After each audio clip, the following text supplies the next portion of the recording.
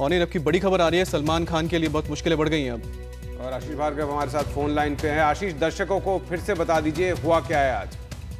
देखिए, supreme court ने Rajasthan high court का एक फैसला आया था 2013 में, जिसमें सलमान खान ने कहा था कि क्योंकि काले हिरन के मामले में ट्रायल कोर्ट से उन्हें 5 साल की सजा मिली है और उन्हें शूटिंग के लिए जाना, ब्रिटेन जाना है, यूके जाना है, लेकिन वीजा नियम इसके अलाउ नहीं करते, क्योंकि यूके का वीजा का नियम है कि 4 साल से ज्यादा का अगर कोई सजा याफ्ता होता है तो उसको यूके वीजा नहीं देता है। इसी आधार पर राजस्थान हाई कोर्ट ने 2013 में सलमान खान की दोषी थी, यानी जो ट्रायल कोर्ट ने उनको काले हिरन के मामले में दोषी करार दिया था, उस पर उसको निलंबित कर दिया, उस पर सस्पेंशन लगा दिया, जिसकी वजह से एक तरह से हम ये माना जाए कि कोर्ट के आदेश से ऐसा हुआ कि उनको सजा याफ्ता वो नहीं है।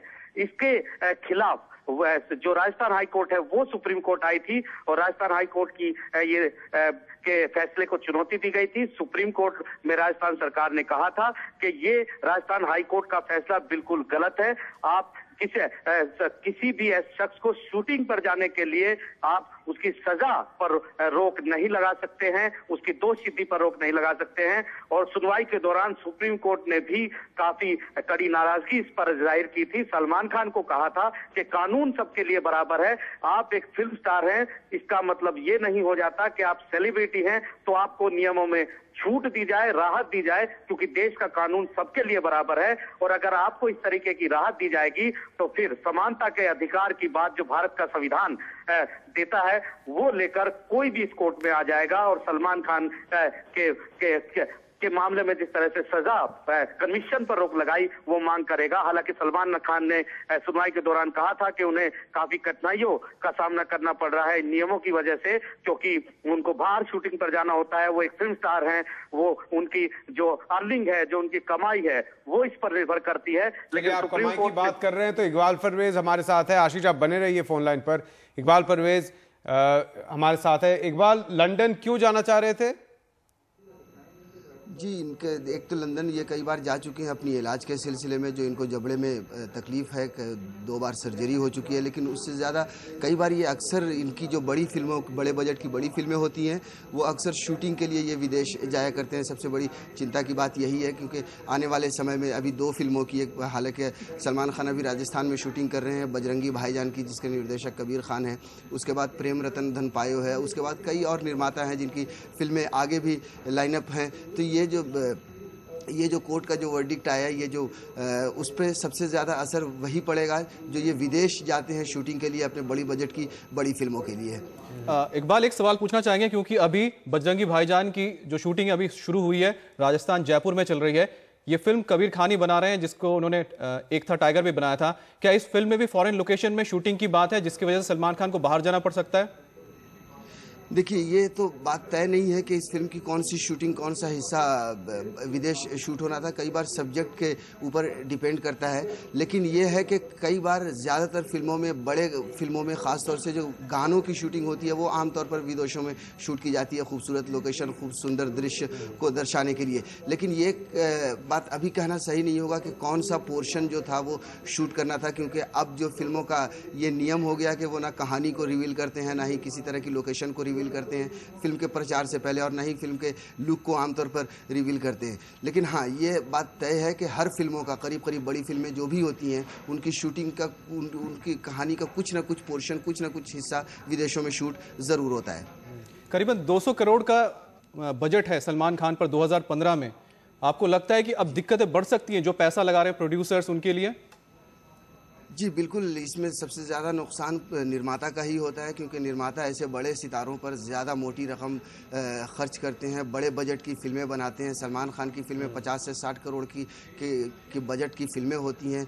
कम से कम इतना बजट एक फिल्म का जाता है। लेकिन हम एक चीज़ हमारे दर्शकों को बता दें, आशीष हमारे साथ हैं इकबाल, कि अभी सिर्फ जो सेंटेंस है उन पर वो अभी भी स्टेड है। तो जो उनको सेंटेंस दिया गया था 4 साल का कन्विक्शन, उस पर अभी भी स्टे है। तो जो भी 200 करोड़ आप बोल रहे हैं अभी उस पर कोई फर्क नहीं पड़ने वाला है, क्योंकि सरकार, राजस्थान हाईकोर्ट ने जो कहा था, उन्होंने कहा था उनके कन्विक्शन को ही स्टे किया था, सस्पेंड किया था, कि क्या वो दोषी हैं उसको ही सस्पेंड किया था। आशीष हमें समझा रहे थे आशीष, फिर से हमारे दर्शकों को समझा दीजिए जो फर्क है कन्विक्शन और सेंटेंस पर। जी देखिए, दो चीजें होती हैं किसी भी क्रिमिनल केस में। जब एक कोई क्रिमिनल केस दर्ज होता है तो उसमें ट्रायल चलता है और ट्रायल के बाद अदालत ये बताती है कि क्या वो इस केस के लिए दोषी है या नहीं। अगर दोषी है तो फिर वो सजा अदालत उसमें सुनाती है।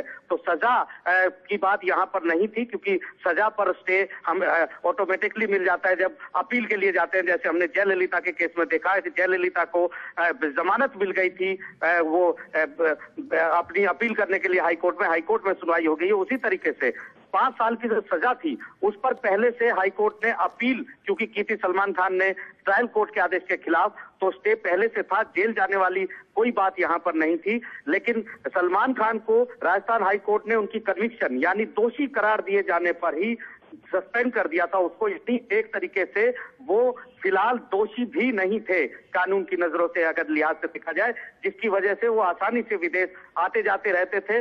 ब्रिटेन जैसे देश में जहां पर नियम काफी सख्त है, जहां पर कहा गया कि अगर आप सजा याफ्ता हैं और आपकी सजा 4 साल से ज्यादा है तो ब्रिटेन आपको वीजा नहीं देगा, आप नहीं जा पाएंगे ब्रिटेन। ऐसे बहुत सारे देश हैं जिनके वीजा के नियम इस तरीके से हैं, तो उनमें काफी छूट उनको मिल गई थी। वो बिना कोर्ट को बताए हुए की अनुमति से वो विदेश आते जाते रहते। वही हम समझने की कोशिश कर रहे हैं आशीष, 4 साल की जो सजा उनको हुई है वो अभी स्टेड है, वो स्टे उस पे स्टे अभी भी रहेगा।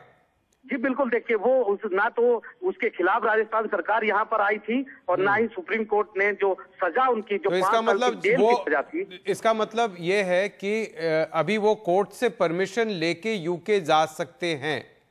जी देखिए, इसमें एक बड़ी टेक्निकल चीज है, बड़ा कानूनी पेच है, क्योंकि यूके का नियम ये कहता है कि अगर आप 4 साल से ज्यादा के सजा याफ्ता हैं तो आप यूके नहीं जा सकते।